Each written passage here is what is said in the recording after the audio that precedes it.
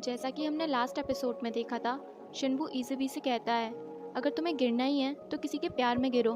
तभी इज़ुबी को एंजल दिखाई देता है। वो उसके पीछे जाती है, उससे बात करने की कोशिश करती है, पर जैसे ही शिनबू वहाँ आता है वो गायब हो जाता है। वो उसे बुलाने की कोशिश करती है पर वो वहाँ से चला जाता है। और फिर अचानक इज़ुबी को चक्कर आ जाते हैं। शिनबू उसे जैसे तैसे घर लेकर आता है। शिनबू देखता है उसे काफ़ी तेज़ फीवर आ रहा होता है। वो पूरी रात उसकी देखभाल करता है। इज़ुबी उसे कहती है, you seem like a doctor today, और स्माइल करती है। नेक्स्ट मॉर्निंग इज़ुबी बिल्कुल ठीक हो जाती है। वो नीचे जाती है जहाँ सोफे पे शिनबू सो रहा होता है।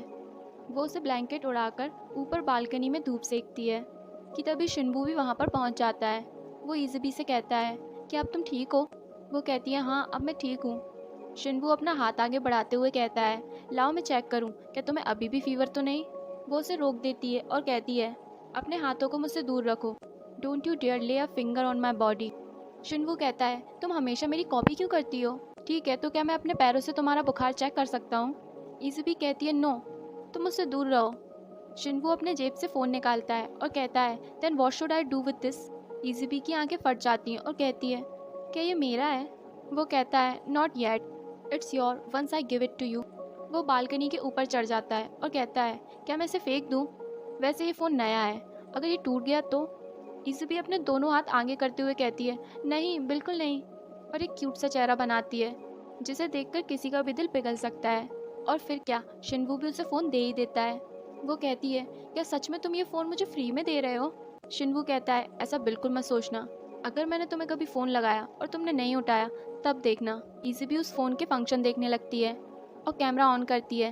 वो शिनबू के फ़ोटो लेती है और कहती है, ह्यूमंस इसी तरह कैमरे का यूज़ करते हैं, है ना? शिनबू उससे फ़ोन छीन लेता है और अपने फ़ोटो डिलीट करता है। वो उससे कहती है, अगर मैं फिर से अपनी मेमोरी भूल गई तो? मैं इसे एज अ मेमोरी रखना चाहती हूँ। शिनबू उसके पास आता है और उसके साथ फ़ोटो क्लिक करता है। दोनों को स्कूल में दिखाया जाता है। इज़ुबी कहती है, 1 से लेकर 10 तक जितने भी नंबर हैं वो सब तुम्हारे हैं। मैं और भी लोगों का नंबर लेना चाहती हूँ, जैसे कि ग्रैंडमा और मेरे स्कूल के फ्रेंड। और तभी उसे सामने संग्युल दिखाई देता है। वो भागकर उसके पास जाती है और उसका नंबर मांगती है। शिनबू को काफ़ी गुस्सा आता है। तभी इज़ुबी का एक और क्लासमेट आ जाता है। वो उससे भी उसका नंबर मांगती है। वो मजाक में कहता है, अगर तुम मेरे साथ फ्लर्ट कर रही हो तो इट्स गेट कॉम्प्लिकेटेड। वो कहता है, क्या मेरा नंबर सेकंड है? इज़ुबी कहती है, नो, यू आर नंबर 14। वो कहता है, मुझे ये जानकर काफ़ी दुख हुआ, let me be in the top 5। तभी शिनबू वहाँ आकर कहता है, क्या कभी स्टडी में टॉप 5 आए हो? और दोनों लड़ने लग जाते हैं। यहाँ क्लास ख़त्म होने के बाद लड़कियाँ बातें करती हैं। उनमें से एक गर्ल कहती है, कैट फेस वाली लड़कियों से लड़के जल्दी इंप्रेस होते हैं। एक लड़की उसे टीज करने के लिए कह देती है, तुम्हारा फेस कैट जैसा नहीं डॉग जैसा है। यहाँ बेचारी इज़ुबी सब बैठे बैठे सुन रही होती है पर उसके पल्ले कुछ नहीं पड़ता। सभी को लंच टेबल पर दिखाया जाता है। इसी बीच शिनवू ये भी कहता है कि खाने में कुछ प्रॉब्लम है, लेकिन सबको वो खाना नॉर्मल लगता है। दूर बैठी वो टीचर भी वहाँ से सब कुछ देख रही थी। अचानक से ही लंच के बाद शिनवू की हालत खराब होने लग जाती है। यहाँ दूसरी तरफ वो स्कूल टीचर भी बीमार होने लग जाती है। दोनों को साथ में हॉस्पिटल में एडमिट कर दिया जाता है। वो कर्टन हटा के शिनवू की तरफ देखती हैं और इमोशनल हो जाती हैं। वो कहती हैं, क्या तुम सच में मेरे शिनवू हो? कि तभी वहाँ पर इज़ुबी और ग्रैंडमा आ जाती हैं। ग्रैंडमा शिनवू को काफ़ी डांटती हैं। वो कहती हैं, क्या तुम लिस्ट नहीं पढ़ सकते? तुम्हें पता है कि तुम्हें सी फूड से एलर्जी है। इज़ुबी ग्रैंडमा को बताती है, हमारी एक स्कूल टीचर भी सी फूड खाने के बाद बीमार हो गई। टीचर इतना सुनते ही आगे जाकर छुप जाती हैं। वो जाते हुए भी शिनवू को देखती हैं। यहाँ संग्युल के फादर अपनी गर्लफ्रेंड से माफ़ी मांगते हैं कि वो उनका अच्छी तरह से ख्याल नहीं रख पाते। वहाँ दूसरी तरफ इज़ुबी और शिनबू भी लेटकर बातें कर रहे होते हैं।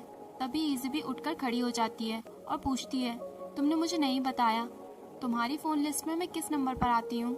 जिनिंग उससे मजाक में कह देता है, आखिर मैं क्यों तुम्हारा नंबर सेव करूँ? इज़ुबी गुस्सा होकर वहाँ से चली जाती है।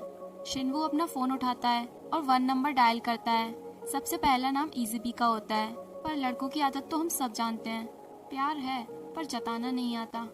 नेक्स्ट डे स्कूल में एक बार फिर लड़कियों से परेशान करने की कोशिश करती हैं, लेकिन हर बार की तरह शिनबू वहाँ आ जाता है।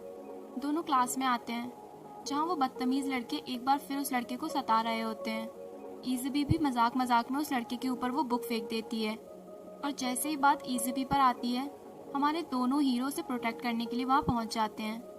बाहर जाके वो लड़का इज़बी को थैंक यू कहता है उसकी हेल्प करने के लिए। शिनवू अकेले में संगिल से कहता है तुम्हें इज़बी के मामले में बोलने की कोई ज़रूरत नहीं है, उसके लिए मैं हूँ। संगिल भी उसे कह देता है मुझे नहीं लगता कि तुम कर पा रहे हो, और इतना कहकर वो वहाँ से चला जाता है।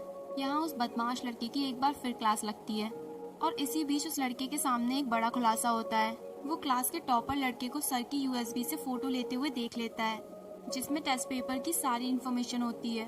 वो उस लड़के को ब्लैकमेल करता है और कहता है अगर तुमने इस टेस्ट में मुझे नहीं बचाया तो मैं सबके सामने ये बात कह दूंगा कि तुम चीटिंग के सहारे हर बार सेकंड पोजीशन पर आते थे। इज़बी और शिनवू भी टेस्ट की फुल तैयारी में लगे होते हैं। इज़बी शिनवू की पढ़ाई में हेल्प करती है। स्टडी के दौरान शिनवू बबलगम खा रहा होता है। उसे बलून फुलाता हुआ देख इज़बी भी काफ़ी इंटरेस्ट के साथ कहती है मैं भी इसे करना चाहती हूँ। और फिर क्या, बबलगम के कई पैकेट्स ओपन हो जाते हैं पर इज़बी इसमें फेल हो जाती है। सडनली इज़बी शिनवू से क्वेश्चन करती है क्या वो लड़की तुम्हारी गर्लफ्रेंड है? क्या तुम दोनों एक कपल हो? शिनवू भी मज़े लेने के लिए उससे कहता है क्या तुम्हें जेलसी हो रही है? इज़बी बात टालते हुए कहती है इसी वजह से मैं तुम्हारे साथ नहीं पढ़ती, तो मुझे पढ़ने ही नहीं देते, और वहाँ से उठकर चली जाती है। शिनवू अकेले ही खुद से बात करते हुए कहता है जेलस तो मुझे फील होना चाहिए। नेक्स्ट मॉर्निंग सुबह सुबह इज़बी की आंखों से आंसू बह रहे होते हैं। शिनवू उसे देखता है, वो ढेर सारे अनियन को कट कर रही होती है और शिनवू को बताती है ग्रैंड माँ की तबीयत कल से ख़राब है, इसीलिए वो अभी आराम कर रही हैं और इसीलिए मैंने सोचा कि उनकी थोड़ी हेल्प कर दूँ। यहाँ शिनवू की ग्रैंड माँ की हालत दिन ब दिन ख़राब होती जा रही थी। नेक्स्ट डे वो लड़का एक बार फिर उस लड़के को धमकी देता है टेस्ट में उसे सब कुछ बताने की। टीचर टेस्ट से पहले एक बार सभी बच्चों को चेक करती है जहाँ चीटिंग के बड़े बड़े हथकंडे सामने आते हैं। टेस्ट की शुरुआत से ही वो उससे टॉर्चर करता है। शिनवू इस बात को नोटिस करता है पर वो कुछ नहीं कहता। पर हमारी टीचर भी कहाँ कम थी, वो समझ जाती है और उस लड़के को खड़ा होने को कहती है जहाँ उसके पास पेपर की 2 शीट मिलती हैं। टीचर सबके सामने उस लड़के से पूछती हैं इस काम में तुम्हारी हेल्प किसने की है? बगल में बैठा लड़का घबरा जाता है कि अब तो ये मेरा नाम ले ही लेगा, कि तभी वो लड़का कहता है संग्युल ने मेरी हेल्प की है। क्लास के सभी बच्चे संग्युल की तरफ देखते हैं। टीचर दोनों को स्टाफ रूम में लेकर जाती हैं और उनसे क्वेश्चनिंग करती है। यहाँ इज़बी सभी को कहती है मुझे नहीं लगता कि संग्युल ऐसा कर सकता है, और तभी शिनवू को वो बात याद आती है। यहाँ टीचर संग्युल से अकेले में क्वेश्चनिंग कर रही होती हैं। संग्युल साफ साफ कह देता है आप अपनी जॉब करिए, मैं खुद को प्रोटेक्ट कर सकता हूँ। वो ये भी कहता है कि जब से आप मेरी लाइफ में आई हो, चाहे मेरे 100 में से 100 मार्क्स क्यों ना आ जाएं, पर मुझे कभी भी खुशी नहीं हुई है just because of you. Shinwoo teacher के पास जाता है और उसने जो भी देखा वो सब उन्हें बता देता है। जैसे ही ये बात उस लड़के के फादर को पता चलती है वो तुरंत स्कूल में आ जाते हैं, और तो और वो अपने बेटे को स्कूल के अंदर ही थप्पड़ मार देते हैं। शिनवू दूर से खड़ा उन्हें देख रहा होता है और मन ही मन कहता है कि आखिरकार इन दोनों में कैसा रिलेशन है, कि तभी वो लड़का शिनवू के सामने आ जाता है और उसकी कॉलर पकड़कर कहता है इज़बी संग्युल को मैसेज करती है और अपने रेस्टोरेंट में बुलाती है क्योंकि वो जानती है संग्युल का मूड बिल्कुल ठीक नहीं होगा। वो उसे खुश करने के लिए अपने हाथों से खिलाती है। इज़बी कहती है मुझे पता है ये सब तुमने नहीं किया। वो कहता है अच्छा, तुम्हें मुझ पर इतना विश्वास है? वो कहती है जो लड़का सबकी हेल्प करता है, सबको हंसाता है, वो कभी ऐसा काम कर ही नहीं सकता। संग्युल कहता है लगता है तुम्हें कुछ गलतफहमी हो गई है। इज़बी कहती है आई बिलीव यू, शिनवू भी तुम पर बिलीव करता है। संग्युल कहता है वैसे वो नज़र नहीं आ रहा, और वहाँ शिनवू को दिखाया जाता है वही स्कूल के बदमाश लड़के सब मिलकर उसे पीट रहे होते हैं।